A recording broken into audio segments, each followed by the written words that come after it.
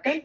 Entonces aquí hay algunas pequeñas actualizaciones. Realmente la mayoría de las guías nos hablan más o menos una misma forma de abordar, con algunas pequeñas diferencias que son las que vamos a ir pues hablando durante esta charla, ¿ok? Entonces, bueno, vamos a empezar con definiciones. Entonces, la hipertensión es una enfermedad crónica que se va a caracterizar por tener cifras de tensión arterial, que ahorita vamos a especificar esos niveles de cifras de tensión arterial fuera de rangos considerados normales. ¿A qué me refiero fuera de rangos considerados normales? Bueno, principalmente a que van a ser niveles de presión arterial que van a condicionar un riesgo de enfermedad, que puede ser, por ejemplo, enfermedades cardiovasculares en su gran mayoría, o incluso, pues, discapacidad o días laborados tardíos, ¿no? Bien, ahora si empezamos con un poco de estadísticas, pues entonces vamos a ver principalmente algunas estadísticas de Estados Unidos, en donde podemos ver en ellos la prevalencia de hipertensión en una población mayor a 18 años, de hecho entre 18 y 80 años durante este tiempo, en el 2017 al 2020. Y podemos ver que tienen una prevalencia importante de hipertensión, que van en mujeres a un 43.9% y hombres, pues prácticamente el 50% de los hombres adultos en Estados Unidos, pues ya tienen diagnóstico de hipertensión. ¿Qué nos podemos observar también? Que conforme nosotros vemos los grupos de edad, evidentemente mientras más vamos, digamos, por cada década de incremento en la presión en la vida, digamos, de la población, pues prácticamente la tasa de hipertensión va incrementando, siendo prácticamente por arriba del 80% en población mayor a 75 años. Y cuando observamos las diferencias étnicas o raciales, pues podemos ver igual que es más frecuente en población de raza negra, asiáticos, y bueno, nosotros también estamos en las poblaciones más prevalentes de hipertensión como hispanos, ¿ok? Y bueno, una cosa es tener el diagnóstico de hipertensión, pero ya lo platicábamos un poquito cuando hablábamos de diabetes, ¿verdad? Hay muchas personas que padecen hipertensión y que prácticamente no están diagnosticadas. Igualmente, aquí les hablo un poquito acerca de las estadísticas de Estados Unidos, en donde nosotros podemos ver, vamos a irnos primero en la gráfica de arriba que hablamos de los hombres y en la gráfica de abajo que hablamos de las mujeres, ¿ok? Entonces, podemos ver en las líneas azules cómo son, podemos observar en la población que se conoce con el diagnóstico de hipertensión. Entonces, vemos que pues hay aproximadamente, ¿no? El 60% de estas personas se conocen con la hipertensión. Aquí vemos las diferencias conforme vamos hablando al grupo racial al que estemos refiriéndonos, ¿de acuerdo? Sin embargo, podemos ver cómo de la totalidad de pacientes que se conocen con el diagnóstico de hipertensión, aproximadamente un 80% tomando este porcentaje como el 100%, se encuentran bajo tratamiento farmacológico, ¿sí? Entonces, no todos los pacientes con hipertensión se encuentran en manejo con fármacos. Y de estos, los que alcanzan un adecuado control, y aquí vamos a ver un poquito las metas de control, que se encuentran por debajo de 140-90, pues realmente son pocas las poblaciones. Y si estamos por debajo de 130-80, vemos como un muy poco porcentaje de las personas que se conocen con diabetes, que vamos a ver entre el 20 y el 30% en las diferentes poblaciones, se encuentran en metas de control. Entonces, esto es un problema en hombres, en mujeres, en las diferentes razas y en los diferentes grupos de edad. ¿Qué quiere decir esto? Que a veces no estamos identificando a la totalidad de pacientes. Sí les iniciamos en la gran mayoría el tratamiento, pero a pesar de iniciar el tratamiento, la gran mayoría no van a estar en metas de control y bueno, pues esto va a condicionar el incremento en el riesgo de padecer las complicaciones asociadas, ¿verdad? Enfermedad cardiovascular y discapacidad principalmente. Bien, ahora, ¿por qué es importante? Porque la hipertensión está asociada a riesgo de eventos cardiovasculares mayores, ¿ok? Entonces, aquí les pongo un ejemplo específicamente cómo se valoran los riesgos de enfermedad cardiovascular a 10 años, ¿verdad? Una persona hipertensa no se va a infartar al día siguiente. Todos los riesgos nosotros los vamos a ir calculando aproximadamente cada 10 años. Y podemos ver cómo mientras aumentan en las diferentes colores, ¿verdad? Tenemos los niveles de presión 100, 110, 130, 150 y 170, pero conforme vamos incrementando los niveles de presión y los vamos asociando a otros factores de riesgo cardiovascular, por ejemplo, colesterol, disminución en la tasa de filtrado glomerular, o que una población que fume, o diabetes, que ya habíamos hablado que es uno de los principales factores de riesgo, pues entonces la persona tiene un riesgo muchísimo mayor. Pero la hipertensión, por supuesto, que es de los principales factores asociados. Ahora, ¿cómo estamos nosotros en nuestra población? Aquí les pongo las estadísticas de México, ¿verdad? Entonces, estos son los resultados del ENSANUD Continúa del 2020 al 2023, en donde nosotros observamos que tenemos una prevalencia de hipertensión diagnosticada de aproximadamente el 30%. Pero observen cómo una gran proporción, ¿no? Aproximadamente el 17% de los adultos que fueron encuestados cumplían con criterios diagnósticos para hipertensión, sin embargo, no estaban diagnosticados. Entonces, nos va a hacer falta tamizar un poco más, ¿ok? Ahora, de la población que ya se conoce con diagnóstico de hipertensión, vamos un poco con las estadísticas de Estados Unidos, ¿verdad? El 82.5% de nuestros pacientes se van a encontrar en un tratamiento farmacológico. Sin embargo, bueno, aquí no estamos tan mal, pero podemos estar muchísimo mejor, ¿verdad? Sin embargo, el 82% tiene tratamiento farmacológico, realmente la población que cumple con metas de control va a estar en el 57.4%. Entonces, todavía aquí tenemos un área de oportunidad en la que tenemos que trabajar. Muy bien, y también podemos observar cómo las enfermedades cardíacas, que quedamos que es su principal complicación, diabetes mellitus 2, ¿verdad? Son las principales causas de muerte en nuestra población según los datos del INEGI 2024. Incluso aquí, ¿verdad? Las enfermedades cardiovasculares también juegan un papel muy importante en cómo la principal causa de mortalidad en nuestro país. Muy bien. Bien, ahora, ¿cómo vamos a definir hipertensión? La hipertensión se va a definir tomando en cuenta los protocolos nacionales de atención médica, que el último actualizado para nuestra población es el 2025, que es el plan 2025 para hipertensión, nos refiere que hipertensión arterial es cuando tenemos una elevación por arriba o igual a 140/90, 140 sistólica, 90 de diastólica, y que usualmente vamos a requerir confirmaciones que sean fuera de consultorio. Ahora, también ese es un parámetro importante que tenemos que evaluar. La gran mayoría de los ensayos y toda la evidencia que se encuentra publicada al día de hoy acerca de hipertensión se refiere al método diagnóstico en consultorio. ¿Qué quiere decir esto?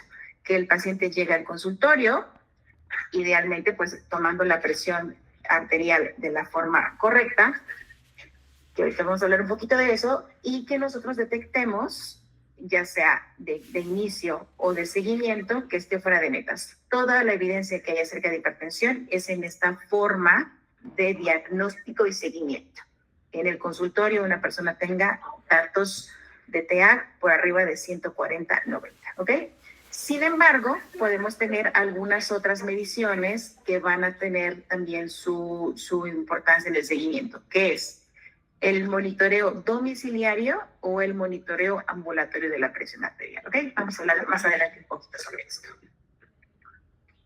Bien, ahora, esta es la definición que nos da el PRONAM, ¿verdad? Sin embargo, tenemos algunas otras definiciones que a lo mejor nos pueden crear un poquito de ruido cuando nosotros evaluamos o leemos alguna otra literatura. Hay diferentes asociaciones que nos van a guiar un poquito las pautas de cómo vamos a manejar o cómo se estudia la hipertensión en diferentes poblaciones. En general tenemos las guías americanas, que van principalmente por la Asociación Americana del Corazón y los cardiólogos clínicos, y tenemos también por la parte europea el Grupo Europeo del Estudio de la Hipertensión y la Sociedad Europea de Cardiología, ¿verdad? ¿Por qué es importante esto? Porque las definiciones han cambiado y este año hubieron varios cambios. De la nueva definición, llamemos, que fue al menos de la americana en este año y de la europea el año pasado, que son las que podemos ver aquí, hubieron algunas otras definiciones. La anterior de los europeos fue la del 2018 y la anterior de los americanos fue el 2017. ¿Por qué hago esta referencia? Porque en este tiempo hubo un referente importante en cuanto a los niveles de presión arterial.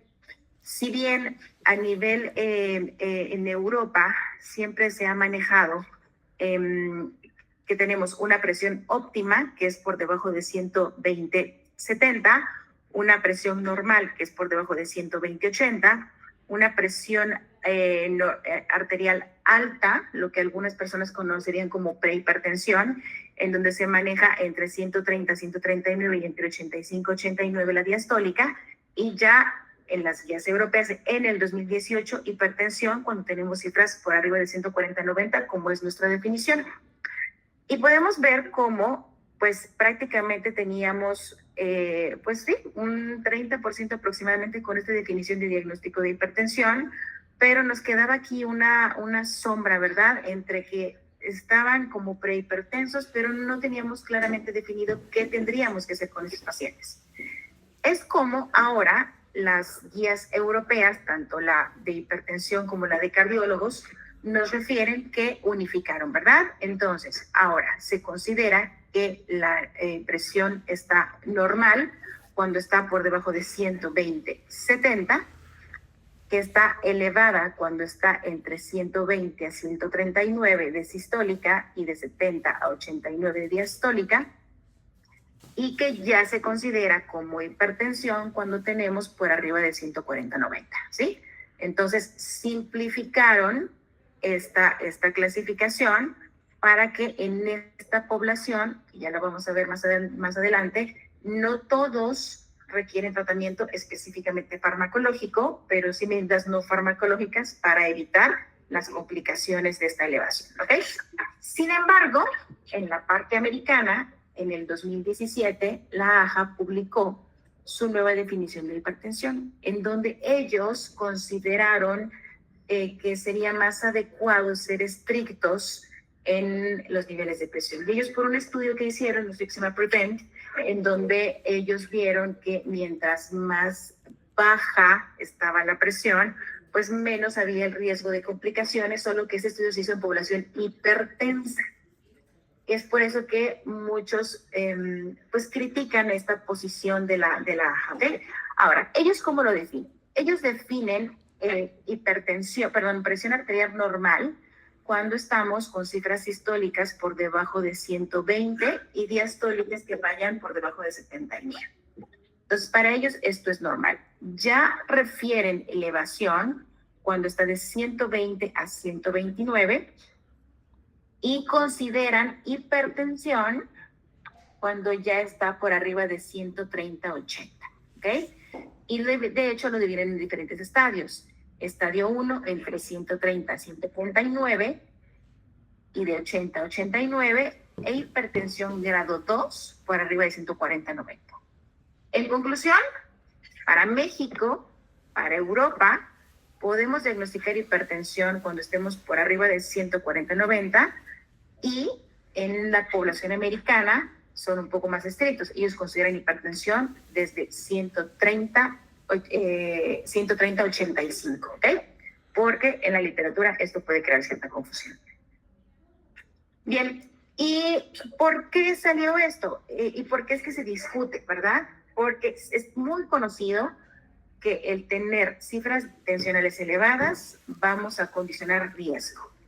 Pero también cuando están por debajo de, es decir, tenemos que tener un rango de la normalidad, ni muy alto ni muy bajo. Y es por eso que el riesgo en la presión tiene una distribución en J, ¿verdad? ¿Qué quiere decir? Que mientras más elevaciones voy a tener más riesgo, pero también en algunas poblaciones, mientras más baja esté la presión arterial, va a haber más riesgo. Y es por eso que se discute mucho el riesgo de poder diagnosticar hipertensión más temprano, ser más agresivos en el tratamiento y tal vez no tener tanto impacto en el beneficio, ¿ok? Bueno, esto es para diagnóstico de hipertensión, pero tenemos algunos otros puntos que nos pueden quedar claros acerca de otros tipos o cómo hay otra forma de clasificar la hipertensión. Esto también viene de las guías PRONAM, pues ya quedamos, ¿verdad? Lo normal es entre 120 y 79, todavía 120, 139, 80, 89 puede ser pues limítrofe o lo que se refieren en otras guías como a ligera hipertensión. Hipertensión ya la vamos a diagnosticar cuando tenemos cifras para arriba de 140, 90. Sin embargo, sí hace referencia a las guías de PRONAM a que hay ciertas poblaciones de riesgo en las que tenemos que ser más enfáticos. Por ejemplo, si tenemos pacientes que tengan factores de riesgo cardiovascular, es decir, diabetes, dislipidemia, enfermedad renal crónica, por ejemplo, entonces podríamos considerar hipertensión cuando las cifras están por arriba de 135, 85, porque la idea es tratar de evitar, o bueno, si es una población que ya ha tenido un evento cardiovascular, pues ahí sin duda, ¿verdad? Ya es una población de mucho riesgo. Hipertensión arterial sistólica pura cuando la sistólica está por arriba de 140, pero la diastólica está por debajo de 90. Hipertensión diastólica pura cuando la TA sistólica está por debajo de 140 y la diastólica por arriba de 90, ¿ok? Esto es en pacientes que nosotros observamos en consultorio, porque se ha visto, cuando se han hecho diferentes formas de medición de la presión, que cuando las personas vienen a consultorio, usualmente se les suele subir la presión. ¿Por qué? Pues porque venían estresados, por la hipertensión de bata blanca, etcétera, por diferentes factores asociados al entorno clínico, ¿ok? Y se ha visto que cuando estos pacientes se monitorean en casa, usualmente estas medidas suelen bajar, ¿ok? Por lo que también tenemos la forma de establecer hipertensión, pero no la usual, es decir, no en consultorio, sino en los monitoreos que pueden ser los monitoreos ambulatorios o los monitoreos en domicilio. Específicamente hablando del monitoreo domiciliario, entonces aquí podemos establecer hipertensión cuando tenemos una presión por arriba de 135-85, o en un monitoreo ambulatorio si durante las 24 horas el promedio se maneja por arriba de 130-80. ¿Ok? Entonces aquí vamos a tener algunas otras especificaciones para poder ajustar nuestros criterios diagnósticos. Bien, ahora tenemos cierta población en donde, digamos, también la presión se maneja por un ritmo circadiano. Solemos tener niveles tensionales un poquito más altos de la forma diurna, y estos suelen bajar por la noche. ¿Qué pasa? Que hay cierta población que esto no pasa, y son los que se le conocen como los non-dippers, ¿sí? Entonces, y esta población tiene mucho mayor riesgo de presentar hipertensión a lo largo de la vida, ¿ok? Y entonces aquí se puede caracterizar como hipertensión, pues nocturna, a final de cuentas, cuando las cifras durante la noche se manejan por arriba de 120-70, o los famosos non-dippers, ¿ok? Hipertensión de bata blanca, pues es justamente cuando en consultorio está por arriba de 140-90 y en casa por debajo, ¿ok? Y la hipertensión enmascarada, igual, ¿verdad? Cuando tenemos lo contrario. Cuando vienen a consulta están bajas, pero cuando van a casa están altas, ¿verdad? Entonces aquí ya vamos a tener algunas particularidades en las que tenemos que tener algún dato de seguimiento. Bien, aquí les pongo lo que nos dicta el Colegio Americano de Cardiólogos, en donde justamente lo que específico es que ellos consideran hipertensión desde 130-80 y ya un grado 2 desde 140-90, ¿no? Tenemos estas diferencias en cuanto a la categoría. Y también, esto también viene por parte de las guías europeas, en donde nos permiten clasificar, ¿verdad? Si nosotros estamos en consultorio, entonces, pues si está por debajo de 170, de 120-70, no hay más que hacer, ¿ok? Está un poco elevada cuando se mantiene entre 120, 139 y entre 70, 89, y ya podemos hacer diagnóstico de hipertensión cuando está por arriba de 140, 90. Sin embargo, en los otros tipos de mediciones, hablemos de los que son en casa y de los que son ambulatorios, es decir, los mapas, ¿verdad? Entonces ya vamos a diagnosticar hipertensión cuando estas estén por arriba de 130-85, siempre verificando que el paciente se esté tomando bien la presión, ¿verdad? Esta es de la Escuela Europea de Cardiólogos y esta es de la Sociedad Europea de Hipertensión, en donde pues prácticamente las cifras se manejan en los mismos términos, ¿no? En el consultorio por arriba de 140-90 y ambulatorio o en casa por arriba de 135. Aquí son un poco, aquí cambian, miren. 135-85 se mantiene. Y aquí dicen cuando el promedio de un mapa, ¿no? Está por arriba de 130-80, ¿no? Cambia un poquito. Y lo mismo que ya hablábamos, ¿verdad? Los que son nocturnos, ¿verdad? Y los que están en el día. Entonces, bueno, son pequeñas particularidades. Bien, ahora, ¿cuáles van a ser los determinantes para que una persona desarrolle hipertensión? Pues tenemos diferentes mecanismos, ¿no? Este tipo de enfermedades se llaman multifactoriales. ¿Qué quiere decir? Que no vamos a encontrar una sola respuesta, ¿verdad? Van a ser diferentes factores que están alrededor del individuo y que lo condicionan a tener pues estas alteraciones. Desde factores genéticos, por ejemplo, algunos receptores ahí que tienen ciertas mutaciones.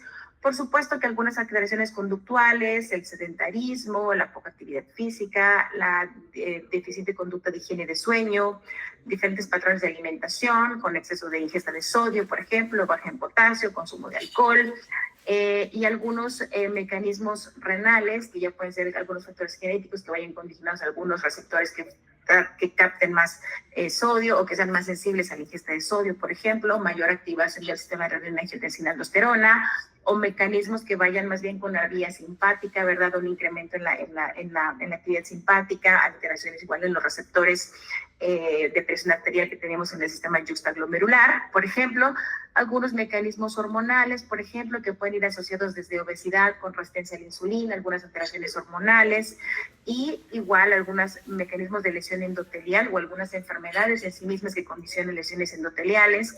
Y a nivel social, pues el estrés, el bajo nivel socioeconómico, ¿verdad? El poco acceso a cuidados de salud, discriminación, contaminación, tabaquismo, etcétera. Son muchos factores que se van a juntar en un individuo para desencadenar todas estas alteraciones. Entonces, además de esto, hemos identificado algunos factores que son algunos modificables y no modificables, ¿verdad? Pero bueno, puede ser incluso el desarrollo de diabetes gestacional, hipertensión gestacional, por ejemplo, pues los mismos riesgos por nuestra etnicidad, por nuestra carga genética, ¿ok? Algunas enfermedades que condicionen daño endotelial, por ejemplo, alteraciones del estado de ánimo o incluso algunas infecciones o tratamientos con algunos medicamentos. Muy bien. Ahora, hablando un poco de la fisiopatología y un poquito como introducción. A final de cuentas, la presión arterial lo que nos va a decir es justamente a qué presión o a qué fuerza va nuestra sangre en nuestro sistema vascular. Por lo tanto, van a haber algunos factores que en sí mismos van a estar directamente relacionados con la elevación de la presión arterial. Uno es el gasto cardíaco, es decir, pues sí, la cantidad, el volumen, al final de cuentas, que yo tengo, y en este caso la resistencia, que es de las paredes sanguíneas, ¿verdad? Si están muy dilatadas o si están rígidas. El volumen o el gasto cardíaco va a estar asociado por la frecuencia cardíaca, quiere decir que hay un factor intrínseco cardíaco involucrado y el volumen sistólico que tengo, ¿de acuerdo? Ahora, estas variables van a estar reguladas por diferentes sistemas de control que tenemos a nivel del organismo, en donde van a estar involucrados diferentes órganos, como puede ser el hígado, los pulmones y el riñón. En particular, lo que se llama el sistema renina-angiotensina-aldosterona, ¿ok? En donde uno de los principales desencadenadores va a ser el riñón, ¿verdad? En donde a nivel de su sistema yuxtaglomerular, el aparato yuxtaglomerular va a censar, ahí tenemos algunos vasoreceptores que nos van a indicar cuál es la perfusión sanguínea. Si nuestro riñón pues percibe que hay una disminución, ¿verdad?, del volumen sanguíneo, lo que va a condicionar es la liberación de una hormona llamada renina. Esta renina, junto con el angiotensinógeno, va a formar angiotensina 1. Y esta angiotensina 1 a nivel del pulmón se va a transformar por la enzima convertidora de angiotensina en angiotensina 2. Y esta angiotensina 2 va a tener diferentes efectos en el sistema cardiovascular. Uno de los principales es que va a ir y va a activar la vía simpática, en donde vamos a tener alteraciones, que vamos a ver más adelante, pero principalmente en el músculo liso a nivel endotelial, ¿ok? A nivel del riñón va a favorecer la absorción de sodio y agua, ¿sí? Para aumentar el volumen sanguíneo y la excreción de potasio.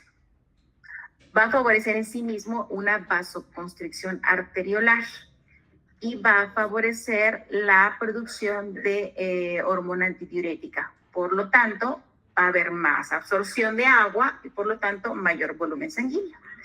Y a nivel del aldosterona y a nivel de las glándulas suprarrenales, en la corteza suprarrenal específicamente, nos va a producir aldosterona y la aldosterona va a favorecer nuevamente la absorción de sodio y agua y la excreción de potasio, ¿de acuerdo? Y entonces a través de esto se va a controlar lo que es el volumen sanguíneo y el gasto cardíaco a final de cuentas, ¿de acuerdo? Y por otro lado, pues la activación del sistema simpático, en donde pues noradrenalina, y estos van a tener diferentes efectos dependiendo de los receptores que estemos estimulando, ¿no?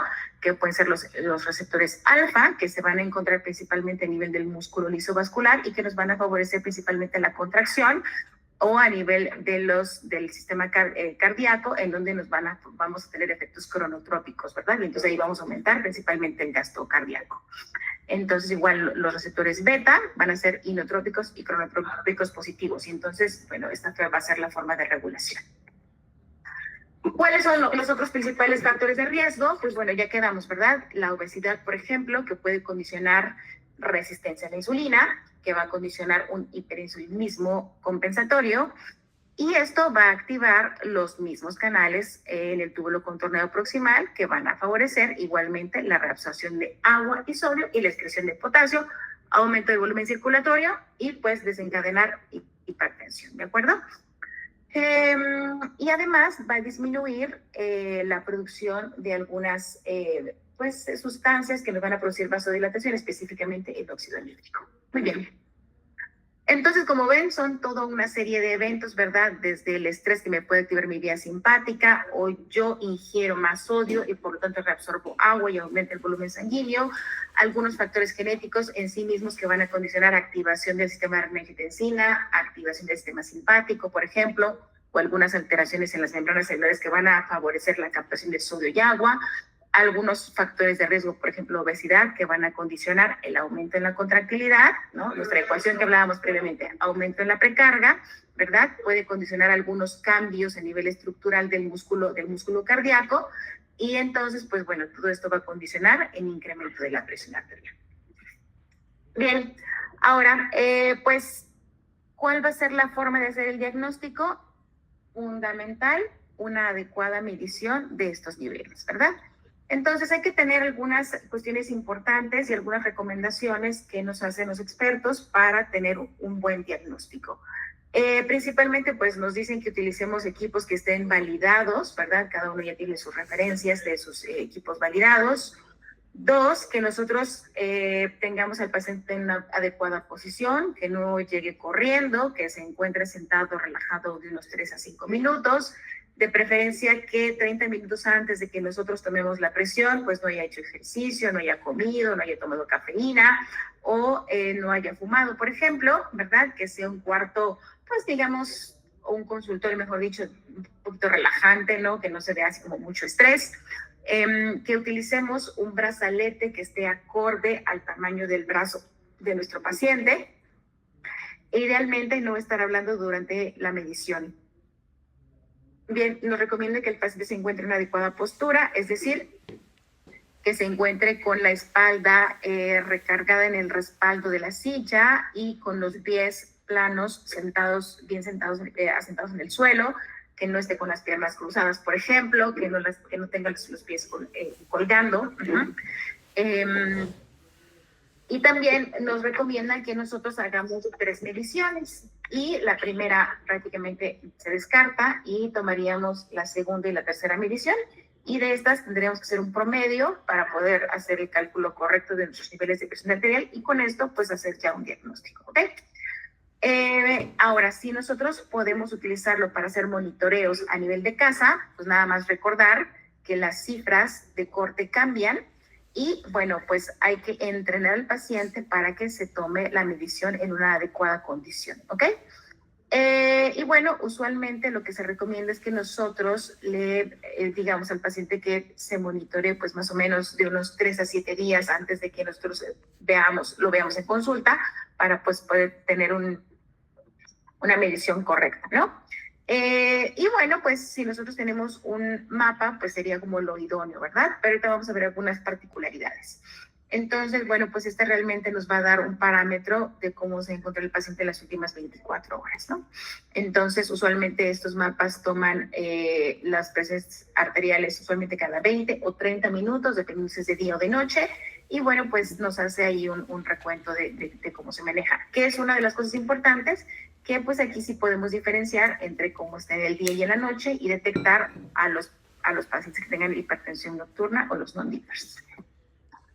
Muy bien, si bien esta diapositiva está un poco cargada, más bien la gran mayoría de los pacientes, quiero decir que pues los podemos diagnosticar con esta condición, ¿verdad? Con el diagnóstico en consultorio. Sin embargo, habrá algunas particularidades en las que tengamos que ir a un diagnóstico fuera de consultorio, que son las que vienen listadas de esta manera, ¿verdad? Entonces, aquí les vamos a pedir otro tipo de monitoreos. Bueno, pues cuando nosotros estemos sospechando de una hipertensión de bata blanca, ¿verdad? ¿A qué me refiero? ¿Quiénes van a ser los principales? Bueno, cuando nosotros veamos, en este caso, como un grado 1 o una prehipertensión, llamémoslo así, ¿ok? Y que, pues bueno, a final de cuentas veamos que el paciente no es hipertenso en casa, ¿de acuerdo? ¿Qué otra cosa podemos hacer? Por ejemplo, cuando nosotros a lo mejor en consultorio vemos que la presión arterial está normal, pero ya vemos que puede haber algún dato de algún daño a órgano blanco. Por ejemplo, que tenga hipertrofia del ventrículo izquierdo en un electrocardiograma, ¿verdad? Pero en el consultorio tengamos los niveles de presión normales. Entonces ahí sería el momento de empezar a hacer evaluaciones un poquito más completas, ¿ok? Muy bien. Algunas otras condiciones en donde nosotros evaluemos al paciente y lo veamos que está en el límite, ¿verdad? Pero todavía no para cumplir criterios de hipertensión. Entonces ahí podríamos hacer las otras valoraciones, o cuando veamos que tiene algunos factores de riesgo, por ejemplo, obesidad, algún dato como apnea del sueño, que tenga muchos factores de riesgo cardiovascular asociados, tendríamos que irlo a buscar de manera dirigida, ¿ok? En pacientes en donde ya tengamos el diagnóstico, se encuentren en tratamiento, ¿ok? Pero pues a lo mejor no está bien controlada, por ejemplo, en momentos de deficiente control. Cuando sospechemos de hipotensión postural, por ejemplo, cuando nosotros sospechemos de una respuesta exagerada al ejercicio, ¿ok? Cuando en consultorio tenemos muchas variaciones, a veces normal, a veces la vemos muy alta, aquí la idea sería revisar nuevamente la técnica, que le estemos tomando de forma correcta, y si aún así vemos variabilidad, bueno, pues volver a pedir los monitoreos ya sea ambulatorios o domiciliarios, ¿ok? Muy bien, si sospechamos de algún tipo en particular, por ejemplo, hipertensión de preferencia nocturna, ¿ok? O en poblaciones especiales, por ejemplo, en niños o en mujeres embarazadas, o por ejemplo, para el seguimiento de los pacientes a largo plazo, o algunos pacientes en donde a lo mejor, pues no sé, no le entienden o les causa demasiado estrés, entonces ahí pues podemos utilizar un mapa, ¿no? Por ejemplo. Muy bien, pues listo, principalmente, ¿ok? Ahora, bueno, ya identificamos a nuestra población de riesgo, ya la tamizamos, ya la diagnosticamos. Ahora, vamos a establecer cómo vamos a abordar el estudio de estos pacientes, ¿ok? Que principalmente se va a establecer en que vamos a evaluar qué tan alta está la presión, qué tantas complicaciones asociadas a la presión tiene o alguna otra característica que sea relevante para el tratamiento, para el manejo, por ejemplo, en cuanto a comorbilidades y el riesgo cardiovascular. Bien, entonces, pues desde antecedentes personales, ¿verdad? Desde cuándo es diagnosticado con hipertensión, qué tan alta estuvo la presión, si tuvo algún daño a órgano blanco, si tuvo algún estudio especial como un mapa, si ha tomado medicamentos antihipertensivos anteriormente y los suspendió, cómo le fue con estos medicamentos, qué tanta adherencia tuvo al tratamiento, en mujeres específicamente si han tenido hipertensión durante el embarazo, ¿ok? Ahora, ¿cuáles van a ser los factores de riesgo? Los que ya hemos platicado anteriormente. Si el paciente tiene malos hábitos dietéticos, si tiene tabaquismo, si tiene un nivel importante de sedentarismo, el aumento de peso, por supuesto, o que veamos que hay alguna condición en sí mismas que me hable de que puede haber un riesgo, por ejemplo, disfunción eréctil, ¿sí? O alguna comorbilidad que en sí misma me pueda desencadenar hipertensión, como pues la misma obesidad o apnea del sueño, por ejemplo, es frecuente, ¿no? Estrés y bueno, pues antecedentes de cáncer anteriormente.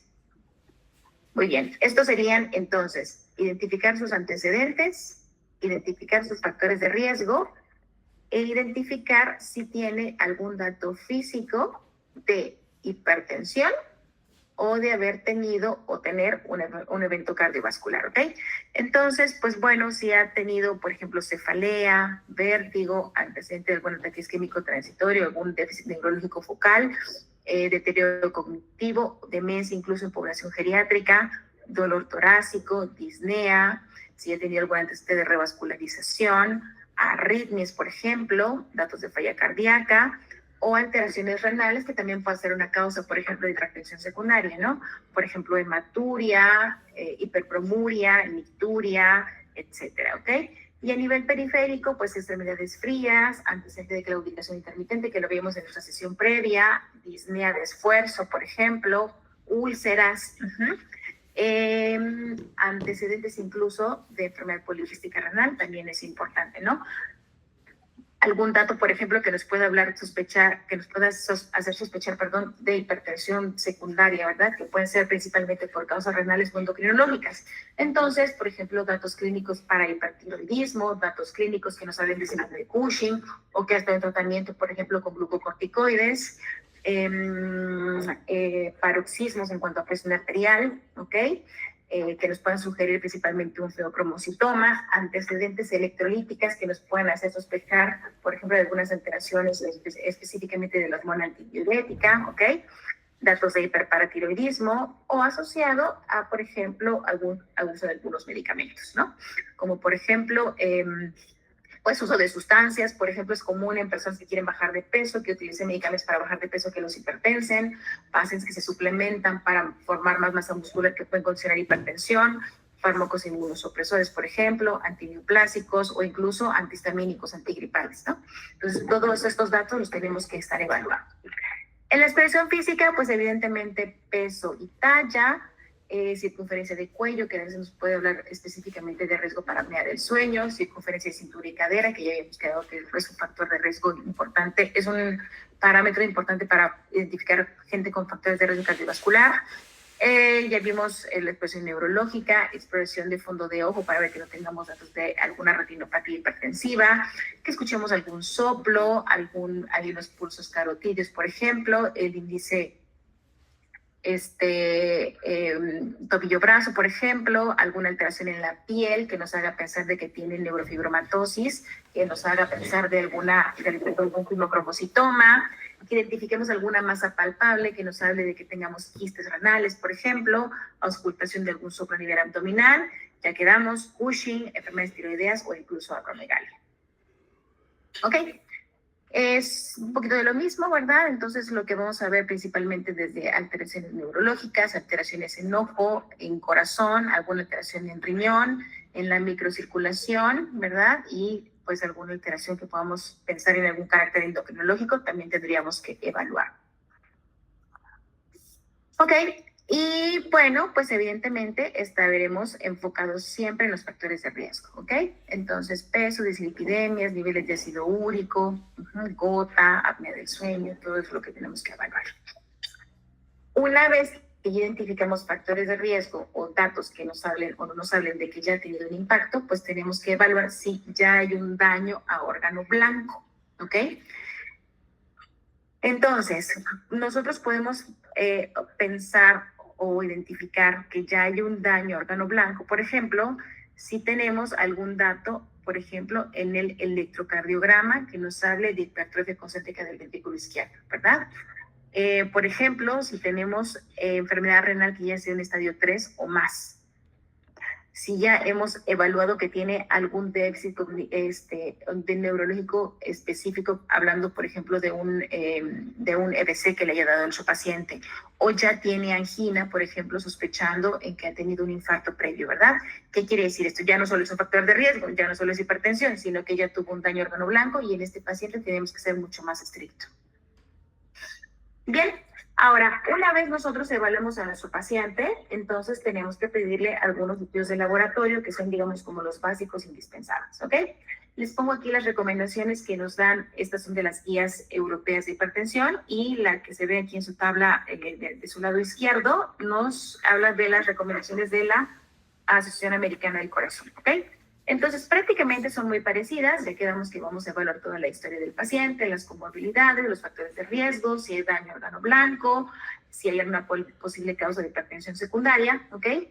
Y vamos a hacer igual tanto en la historia clínica como en la evaluación física. Y después vamos a pedir estudios de laboratorio que van a incluir desde una glucosa en ayuno o una hemoglobina glicosilada, un perfil lipídico, estudios de electrolitos séricos básicos, TSH, hematocrito y hemoglobina, y con eso vamos a calcular la tasa de filtrado glomerular y vamos a hacer una relación albumina-creatinuria para evaluar que no tengamos incremento en la proteinuria a final de cuentas y un electrocardiograma, ¿ok? Con eso, ¿qué vamos a evaluar? Evidentemente, factores de riesgo cardiovascular, descartar las principales causas de hipertensión secundaria, ¿ok? Y ver si esta hipertensión nos ha producido daño a órgano blanco, ¿ok? Y aquí en las guías de hipertensión europeas, pues prácticamente nos dicen lo mismo, ¿verdad? Entonces, electrolitos, creatinina, calculamos tasa de filtrado, colesterol, calculamos riesgo cardiovascular y vemos que no haya proteinuria o que no tengamos cambios electrocardiográficos, ¿ok? Entonces, todos los estudios van a ser para evaluar cómo la presión ha afectado o el riesgo que tiene de afectar, ¿ok? Muy bien, estas son de las guías igual americanas, nos piden que pidamos una hemoglobina glicosilada, tal vez una TSH, albuminuria, creatinuria, electrocardiograma, electrolitos y listo, y una glucosa sérica, ¿ok? Muy bien. Ahora, ¿qué nos dicen las guías del PRONAMS? Que también nosotros tenemos que estadificar el riesgo de nuestros pacientes. Hablando específicamente de nuestra población mexicana, hispana, a final de cuentas, ellos nos sugieren calcular riesgo cardiovascular tomando en cuenta este protocolo, que es el protocolo HEART, que es el que está hecho prácticamente en las Américas, ¿no? Entonces aquí nos dejan incluso la liga y nos van a calificar a los pacientes en riesgo alto y muy alto, ¿ok? Los pacientes que tienen riesgo alto es que tienen algunos dos factores ya asociados. Fácil, dislipidemia, sobrepeso o diabetes, ¿verdad? Que siempre lo comentamos cuando veíamos complicaciones de diabetes. No hay persona que tenga diagnóstico de diabetes que tenga riesgo bajo. Todos son o altos o muy altos, ¿verdad? Y en riesgo muy alto, pues población que ya tuvo enfermedad cardiovascular. Fuera de esto, nos calcula un riesgo de 10 años que puede ser bajo, moderado, alto o muy alto. Incluso crítico, ¿ok? Bien, Laura, las guías americanas nos recomiendan estadificar a nuestros pacientes igualmente dependiendo del nivel de presión arterial y el riesgo, ¿verdad?, que tenga. Entonces, para esto nos recomiendan utilizar un score, que así se llama, score justamente, ¿ok? Y nos van a calificar dependiendo de los riesgos, como vienen mencionados en esta tabla, ¿ok? Y ellos dicen, bueno, lo vamos a ver más adelante, pero usualmente cuando tú tienes población que tiene por arriba de 140, 90, manéjalo. Si tienes 130, 80, por ejemplo, que es con lo que ellos ya hacen diagnósticos, pero tienes riesgo cardiovascular de moderado a alto, damos manejo farmacológico y si no, nos vamos con estilo de vida, ¿verdad? Y aquí lo vamos a ver, ¿verdad? Cómo está en la clasificación, estadio 1, estadio 2 y estadio 3, ¿ok? Con la presencia de algunos factores de riesgo, ya sea cardiovascular, de órgano blanco o de enfermedad renal. Y entonces, si no tiene factores, pues entonces vean como 130, incluso hasta 140, 99, no hay tanto riesgo, ¿verdad? Pero cuando ya tienes factores asociados, aquí las cosas ya van cambiando mucho más si el paciente está hipertenso, ¿verdad? Pero incluso si la presión no está tan alta, pero el paciente ya tiene muchos factores de riesgo cardiovascular, este es un paciente de riesgo y es por eso que ellos acortaron sus criterios diagnósticos, ¿verdad? O sea, este paciente tiene que tener tratamiento aunque la presión no la veamos tan afectada. Muy bien. Entonces, pues aquí principalmente nos piden que evaluemos enfermedad cardiovascular ya establecida, enfermedad renal, diabetes, ¿ok? Algún otro factor en sí mismo que nos eleve, un ejemplo, dislipidemia, obesidad puede ser otro, por ejemplo, o daño órgano blanco como hipertrofia ventricular izquierda. Muy bien, ahora, los europeos también nos dicen, una vez que tú hayas hecho tu evaluación, digamos, inicial, básica, vas a identificar en los estudios extendidos si hay daño a órgano blanco, ¿verdad? ¿Cómo lo vas a establecer? Bueno, pues puede ser incluso con un ecocardiograma, ya si nos vamos un poquito más estrictos, pues un índice de calcio coronario, resonancia magnética, que eso ya sería como de especialidad. Podemos pedir un ultrasonido Doppler para ver si estamos sospechando de alguna causa renal o algún ultrasonido carotidio, ¿ok? Podemos pedir incluso una tomografía, una resonancia, si hemos pensado que el paciente ya tiene un dato de algún EBC anteriormente, o si tiene alteraciones a nivel visual, ¿ok? Entonces, aquí principalmente vamos buscando daño a órgano blanco. Muy bien, y nuestras guías, ¿cómo nos recomiendan hacer la evaluación de daño a órgano blanco, ok?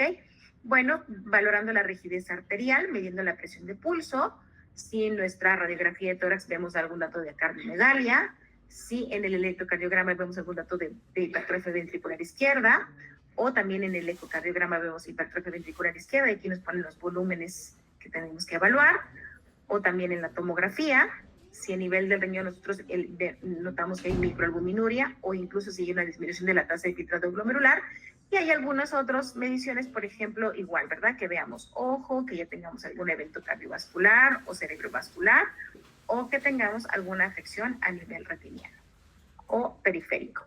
¿Ok? Perfecto. Ahora, ya quedamos que entonces los europeos nos piden que hagamos la evaluación con el SCORE. Hay algunas especificaciones, por ejemplo, si el paciente tiene diabetes, si el paciente tiene mayor a 85 años, nos cambian un poquito los riesgos y aquí vamos a evaluar, ¿verdad?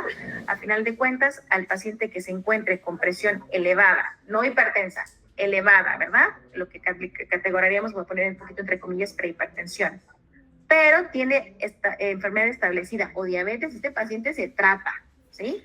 Si el paciente no tiene enfermedad cardiovascular establecida, calculamos los riesgos, ¿verdad? Y si los riesgos son bajos, moderados o intensos, dependerá si le iniciamos únicamente cambios en el estilo de vida, estudiamos un poco más para ver si hay más factores de riesgo que nos hagan sospechar que tengamos que tratarlo, o si no, directo nos vamos al manejo farmacológico, ¿ok? Muy bien, ahora, ¿cómo vamos a establecer el tratamiento? Pues lo primero, medidas higiénico-dietéticas, ¿ok? O medidas no farmacológicas. Esta aplica para todos los pacientes.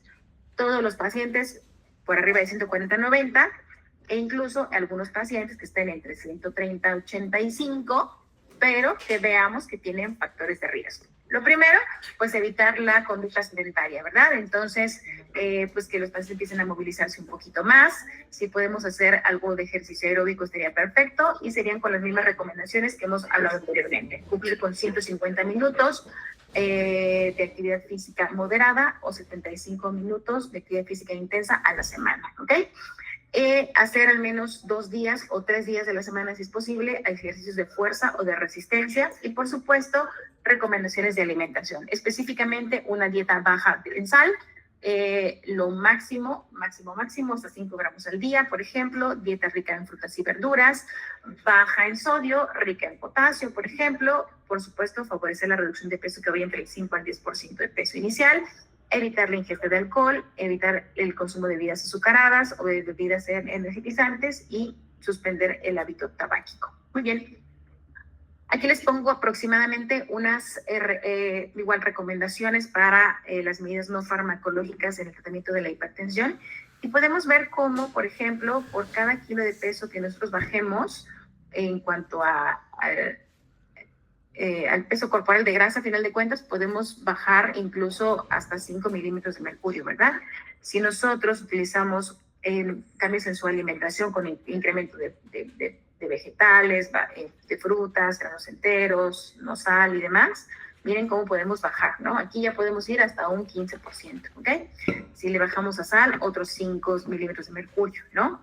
Si incrementamos la dieta en potasio, otro poquito. Es decir, los cambios en el estilo de vida realmente sí tienen un impacto, y en personas, pues a lo mejor que no cumplan los criterios como tal, pero sean población de riesgo, por supuesto que vale la pena intervenir. Muy bien. Ahora, una vez que tengamos y que cumplamos criterios para establecer manejo farmacológico, nuestras guías, estas son de las guías PRONAM, nos recomiendan iniciar manejo y principalmente manejo dual, ¿ok? ¿Con qué? Pues específicamente nos sugiere que tengamos un ARA2, un IECA o un ARA2, y que lo combinemos con diuréticos tiacídicos o con bloqueadores de los canales de calcio, o IECA y bloqueadores de los canales de calcio, ¿verdad? Realmente la recomendación es iniciar manejo dual con 2 grupos de fármacos, porque pues bueno, ya a final de cuentas tienen impacto en diferentes vías metabólicas que condicionan esta hipertensión, ¿verdad? Aquí nos hacen algunas recomendaciones de algunas dosis y nos hablan que sí pues, podríamos considerar monoterapia en personas susceptibles para tener específicamente hipotensión ortostática, como son personas con fragilidad y población geriátrica específicamente mayor a 80 años, ¿ok? También nos hacen recomendaciones acerca de algunas particularidades en ciertos grupos poblacionales. Por ejemplo, en adultos mayores o población muy frágil, ellos nos recomiendan iniciar con calcio antagonistas o IECAS y ARA2. Si tenemos sobrepeso u obesidad, pues igual nos recomiendan IECA y o ARA2 y calcio antagonistas de preferencia. Y si con esto no logramos metas, pues podemos agregar un diurético tiacídico, ¿ok? Si el paciente tiene antecedente de cardiopatía isquémica, pues miren cómo prácticamente en cualquier patología, ¿sí? Casi en todos, IECA y ARA2 son prácticamente los de primera elección. Y aquí, por ejemplo, si tiene cardiopatía isquémica, pues ya podemos agregar un beta bloqueador, ¿no? O calcios antagonistas no dihidropiridínicos para evitar la taquicardia refleja, ¿no? Si tiene insuficiencia cardíaca crónica, por ejemplo, igual, IECA o ARA2, fibrilación auricular, aquí tienen impacto los beta bloqueadores, igual, ¿no? IECA y ARA2 en NBC y en enfermedad renal crónica, IECA y ARA2 de preferencia. Perfecto. Evaluaremos cumplir a las metas de tratamiento, ¿verdad? Y si nosotros hicimos un reciente diagnóstico, pues el seguimiento se evaluará prácticamente al mes. Si el paciente está fuera de metas, pues se tiene que evaluar igual al mes, pero si el paciente se encuentra en metas, y pues evidentemente los podemos evaluar aproximadamente cada 3 meses, ¿ok? Este es el algoritmo que viene en nuestras guías, ¿verdad? Que ya es un poquito repetitivo, pero bueno, así dejamos todo claro. Podemos tamizar a nuestro paciente, evaluamos riesgos, si no está por arriba del 40-90, pues se le da seguimiento y recomendaciones. Si está por arriba, entonces iniciaremos terapia dual de preferencia. En algunas poblaciones consideraremos monoterapia y evaluaremos su riesgo. Si tiene un riesgo muy alto, pues entonces evaluaremos tratar todos los condicionantes que nos incrementen el riesgo cardiovascular. Por ejemplo, aquí podríamos valorar estatinas, ¿no? Valoramos si logramos metas, y si logramos metas, pues entonces el seguimiento será aproximadamente cada 3 meses. Y si no, tendríamos que ajustar hipotéticamente cada mes para lograr mantener al paciente en metas, y haremos recomendaciones de estilo de vida: no fumar, alimentación saludable, ser un poco más activos, evitar el consumo de alcohol y alimentos ricos en sal.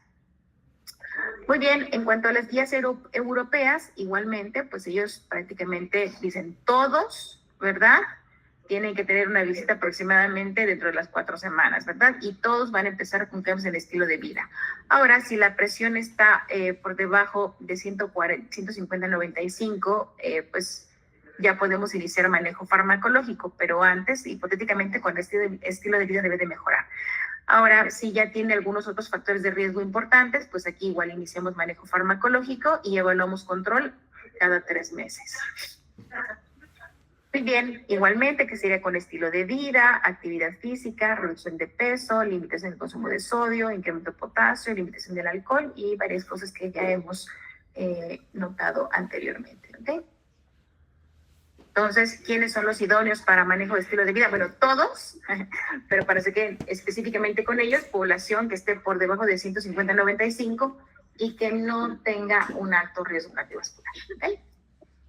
Muy bien, de las guías americanas, pues nos dicen que en cuanto a estilo de vida, pues ellos nos recomiendan la dieta DASH, ¿verdad? Igualmente, reducir la ingesta de sodio, muchas cosas que ya hemos mencionado anteriormente, ¿ok?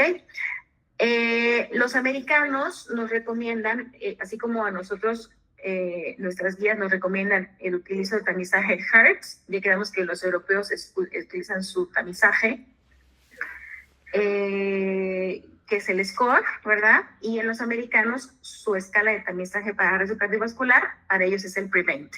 Y ellos pues ponen un punto de corte de 7.5 para poder establecer si a la población de riesgo, es decir, mayor a 130-80, le inicia el manejo farmacológico o no le inicia el manejo farmacológico, ¿ok? Entonces, pues eso principalmente. Muy bien, y esta es de las guías americanas, ¿verdad? Entonces aquí valoramos la presión en 120-80 normal, 129-80 sería un poquito elevada, y esta población va con estilo de vida y pues se evalúa cada mes o cada 3 a 6 meses conforme lo vayamos evaluando. Si el paciente ya cumple con datos para hipertensión, es decir, en las guías americanas por arriba de 130-80, pues entonces vamos a darle estilo de vida. Si con el estilo de vida logramos controlar, está perfecto, pero además vamos a calcular su riesgo cardiovascular. Si no tiene un riesgo tan alto, que en ellos es con PREVENT por debajo de 7.5, entonces continuamos con estilo de vida y vemos el seguimiento. Si está por arriba de 7.5, ellos ya nos recomiendan iniciar manejo farmacológico y evaluar metas para evaluar cada 3 a 6 meses si están metas, y si no, pues evaluarlo cada mes hasta que logremos cumplir dentro de las metas, ¿verdad? Igual de las guías americanas, nos recomiendan casi siempre iniciar con IECA o ARA2, agregar un calcio antagonista o un diurético en caso de que no completemos con las metas, ¿verdad? Y si ya tenemos, vean como aquí, ¿verdad? La gran mayoría, si nosotros tenemos una terapia triple, igual nos recomiendan iniciar con terapia dual. Pero si con terapia triple, el 90% de las personas tienen que mantenerse dentro de mesas de control. Y esto ya no lo estamos logrando, entonces podemos pensar que es una persona que tiene hipertensión resistente a tratamiento. Y en estos pacientes, pues sería importante considerar que no sea alguna otra causa que le esté condicionando hipertensión, ¿verdad? Aquí tendríamos que buscar algunos otros factores. Y aquí nos dicen, ¿verdad? La hipertensión resistente a tratamiento es cuando se encuentra por arriba de 140-90, cuando ya ha tenido las máximas dosis recomendadas y toleradas de medicamentos, que puede ser IECA o ARA2, más calcio antagonistas, más tiazida, y no logramos control de metas. Muy bien. Igualmente, ¿verdad? Usualmente, y también los americanos nos refieren que si vamos a iniciar manejo farmacológico, lo ideal sería iniciar con 2 manejos de primera línea. De preferencia, igual nos recomiendan para favorecer adherencia que sean 2 fármacos, pero que sea una sola pastilla, ¿verdad? Muy bien. Ahora van a ver algunos pacientes que pueden pasar a la siguiente terapia, que sería pues la denervación renal, ¿verdad? Y entonces, pues estos van a ser específicamente los pacientes que tengan hipertensión resistente, ¿verdad? A veces tenemos que agregarles algunos otros terapias, por ejemplo, espironolactona, específicamente, por ejemplo, personas que tengan, por ejemplo, que tengan apnea del sueño, que les condicionen hiperaldosteronismo secundario y que entonces ellos puedan responder a otro tipo de terapias, beta bloqueadores o alfa bloqueadores, muy bien. Hoy la denervación renal cuando tenemos una tasa de filtrado por arriba de 40. Si tenemos falla cardíaca nos hacen sus recomendaciones, y si tenemos enfermedad renal también nos hacen algunas recomendaciones. Bien, este es entonces el europeo. Igualmente, si no está elevada, solo vigilamos y tamizamos. Si está un poquito elevada, pero no cumple criterios para hipertensión, calculamos riesgos y dependiendo del riesgo, vemos si es manejo únicamente con estilo de vida o damos manejo con fármacos. Pero si ya tiene hipertensión, igual vamos a evaluar su riesgo y vamos a ver pues las tipos de terapia farmacológica que vamos a elegir en nuestros pacientes. Evidentemente, si está la presión muy alta que considera un riesgo importante, pues ahí los tenemos que mandar a un servicio de urgencia de ser una crisis hipertensiva. Ok, muy bien. Y aquí, bueno, pues van algunas recomendaciones de cómo evaluamos la respuesta, que evidentemente va a ser en cada visita médica, con su monitoreo domiciliario, haciendo algunos estudios de tamizaje cada 3 meses, siempre evaluando que no haya algún daño a órgano blanco y adaptar la terapia farmacológica al estilo de vida del paciente para favorecer la adherencia y, bueno, dar asesoría y discutir con el paciente lo que más se adecue con su estilo de vida, ¿ok? siempre hacer las evaluaciones, ¿verdad? Y son las principales que van de 3 a 1 año. Y ya una vez que lo mantengas bien controlado, pues bueno, las evaluaciones después del año de seguimiento. Ahora, ¿a quién vamos a tamizar? Pues principalmente a la población que sea, si es menor a 3 años, perdón, a 40 años, cada 3 años, y si no tiene factores de riesgo. Pero si ya es mayor a 40 años, pues cuando menos una vez al año hay que checarle su presión arterial. Eso es lo que nos dice el PRONAM. Esto es lo que nos dicen los europeos, ¿verdad? Es un poco lo mismo. Si es menor a 40 años, cada 3 años. Y si es mayor a 40, pues cuando menos una vez al año. Y aquí nos hacen algunas recomendaciones, por ejemplo, si hay personas que están con presión elevada, pero no es hipertenso, hablemos de un 130-85, ¿verdad? Entonces, pues bueno, evaluarlo cuando menos cada año, ¿verdad? Y sin importar la edad, por ejemplo. O en personas que tengan enfermedad cardiovascular, igual, ¿verdad? Aquí de preferencia los estudiamos un poquito más, ya sea con un monitoreo ambulatorio o con un monitoreo domiciliario. Así es. ¿Y a quiénes vamos a mandar al especialista? Bueno, en algunos pacientes que sospechemos de alguna causa secundaria, en pacientes que tengan hipertensión resistente a tratamiento, que tengan alguna emergencia hipertensiva o que estén embarazadas, enfermedad hipertensiva del embarazo, ¿verdad? Entonces, ¿en quiénes vamos a sospechar hipertensión secundaria? Pues que sea población muy joven, ¿ok? Que sea resistente a tratamiento, que se conoce con alguna enfermedad renal, por ejemplo, una enfermedad poliquística renal, que identifiquemos o sospechemos de causas secundarias, por ejemplo, síndrome de Cushing, un hiperaldosteronismo primario, por ejemplo, una coartación aórtica o incluso apnea del sueño. Que ya tengamos algún daño neurológico específicamente agudo o hipertensas. Y este es de nuestras guías PRONAM. Estas son de las guías europeas, pero pues prácticamente se manejan los mismos términos. Listo.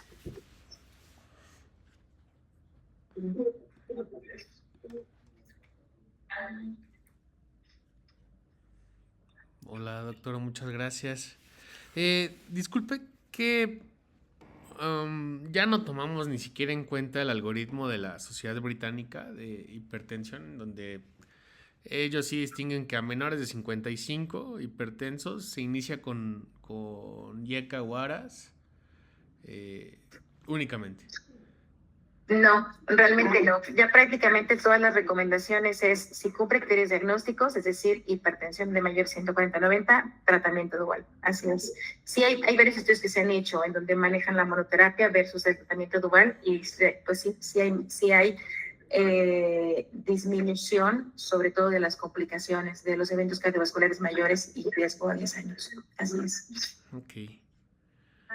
Solo en población que sea susceptible, ¿no? Por ejemplo, en población geriátrica, frágil o en niños a veces. Pero ya en niños más bien tienes que ir a buscar algo secundario. Sí, ahí ya es de otro tema, ¿no? Y otro especialista. ¿Alguien tiene alguna otra duda o comentario? ¿Dudas? Es un tema bastante amplio y cotidiano en nuestra práctica. Mariana García, por favor. Hola, doctores, buenos días. Una pregunta, doctora. Algunas ocasiones los pacientes justo preguntan en las monitorizaciones sobre el uso de algún baumanómetro. Justo me preguntan sobre manual o digital. Yo les considero que justo el que ellos ocupen está bien, pero usted, por ejemplo, ¿cuál recomendaría en cuestión de que ellos puedan ocuparlo y que lo puedan hacer de forma correcta? Ya hay varias listas de algunos, digamos, baumanómetros, marcas específicamente.